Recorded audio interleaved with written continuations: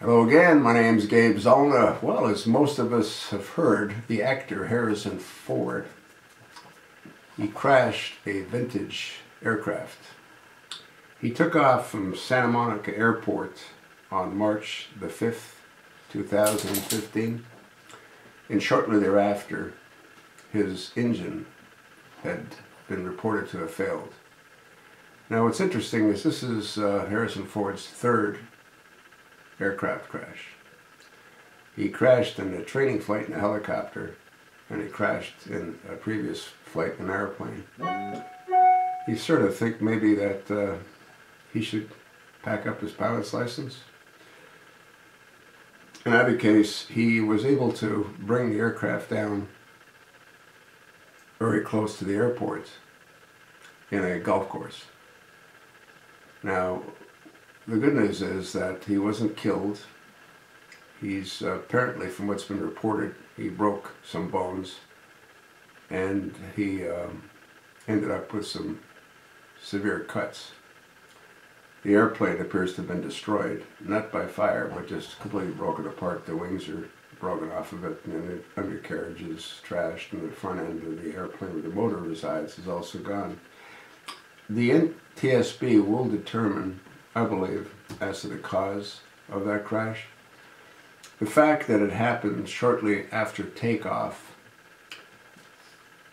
he could have had a catastrophic engine malfunction, but I'm speculating that that's not the case.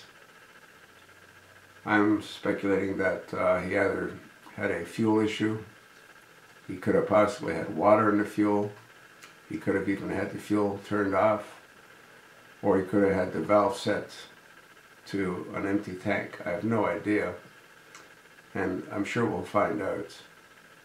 There's a subscription that I subscribe to called Aviation Safety. I gotta believe Harrison Ford and his story will eventually be in that magazine. And again, the NTSB will determine the cause. He could have had magneto malfunctions. There's a whole series of what he could have had. The question is, could they have been avoided? I don't know. All pilots are supposed to do a complete walk around of the aircraft. This isn't like a car where you can just pull over to the side of the road. And when they do their walk around, they're supposed to check everything. They start off by the wing, on the back side of the wing. They check the flaps, they check the lights, make sure that the lights are functioning. They look for leaks of the hydraulic brake systems.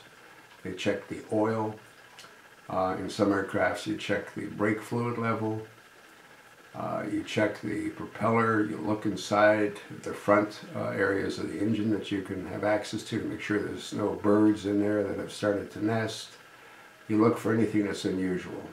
And as you continue your walk, you drain fuel out of the wings, you drain fuel before the gas goes into the motor.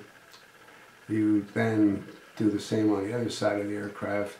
And then you go to the back of the airplane where you check the appendage, you check the rudder, you just look for anything that's unusual. Then after you've started the airplane, you ask for ground control and you ask to be taxied to the run-up area. And the run-up area is where you stress everything. You put the brakes on. You bring the engine up to a certain RPM. I'm not certain about that particular airplane. In a little 180 you go to 1500 RPM. In a Bonanza you go to 2000 RPM. And then you check the left magneto, the right magneto. You check the controls to be free and clear. You move your yoke to make sure everything's smooth. There's no binding action. And you make sure that all your gauges are in the green. And then what you do is you bring it back to idle, you ask for clearance, and then you tell the tower your direction of intended flight. If any of those steps are missed, well, again, aviation is an incredible sport. but it doesn't allow for stupidity or for errors because it's very unforgiving. We'll find out what happened. And again, I'm not going to speculate at this point. There's just too many variables. The good news is that he survived. He didn't kill anybody. He didn't hit anybody on the golf course.